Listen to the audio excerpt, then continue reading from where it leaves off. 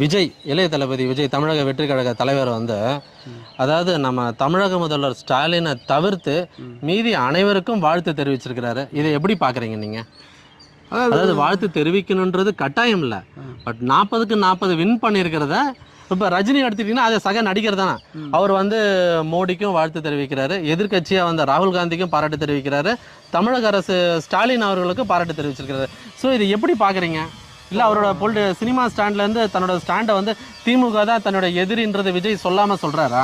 இப்போது ரஜினியை வந்து நம்ம வந்து விஜய்க்கு கம்பேர் பண்ணவே முடியாது. ரஜினி வந்து ஒரு மெகா அவர் யாரோட ஒப்பிட முடியாத ஒரு இந்திய லெவலில் தலைவர். இவருக்கு கும்படி பூண்டி தாண்டினா ஆந்திரா பக்கம் அது மட்டும்தான் கொஞ்சம் செல்வாக்கு இருக்குது விஜய்க்கு. அந்த அளவுக்குலாம் அவர் கொண்டு போக முடியாது. டெல்லி வரைக்கும் போகிறதுனா ரஜினிக்கு எல்லாத்துக்குமே தெரியும், போகிறது வர்றது எல்லாமே. ஏன்னா இந்திய அரசியலை எல்லாம் உற்று நோக்கக்கூடிய ஒரு பார்வையாளர், ஒரு நடிகர், ஒரு